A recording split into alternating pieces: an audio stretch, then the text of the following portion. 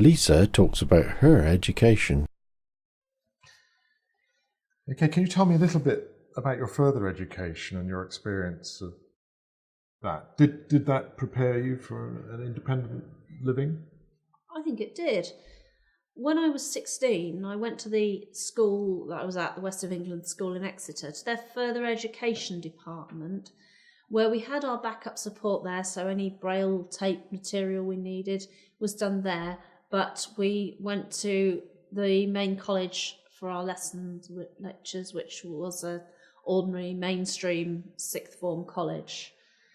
It was hard to start with. It was more finding my way around the college, but I did enjoy those 2 years when I did my A-levels. The other students were very good. We had a few problems with the college and the lecturers giving me too much material to be expected to be brailled or taped, and we had to say to them, and it wasn't just me, it was some of the other students who are visually impaired as well, you need to be selective. We can't put all this material into braille, so just the essentials really.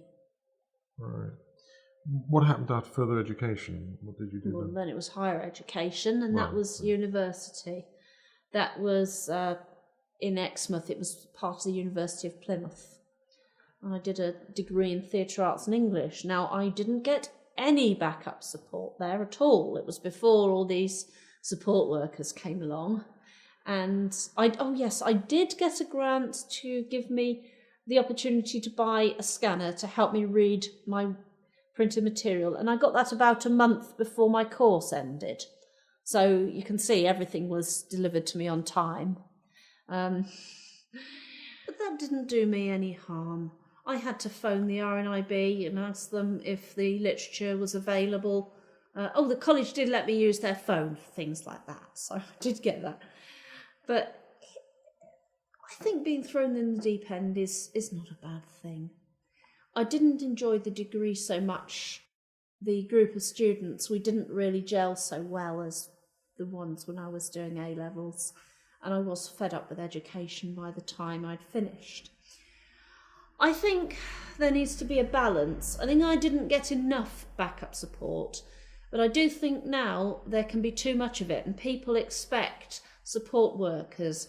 Also, having a support worker with you all the time doesn't encourage you to go around with your peers, because the others won't get to know someone if they've got an adult with them, like a carer as they see it, somebody the age of their mum and dad or something. I think maybe part-time support worker is the answer, once or twice a week, something like that.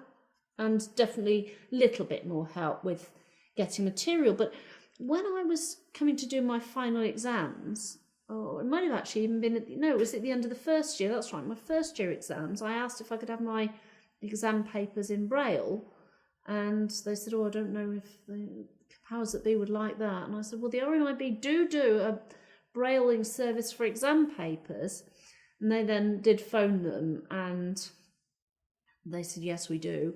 And I got my exam papers in Braille, but I had to go to them and ask them and tell them how to go about it. I can't imagine many disabled students have to do that nowadays, but again, it didn't do me any harm.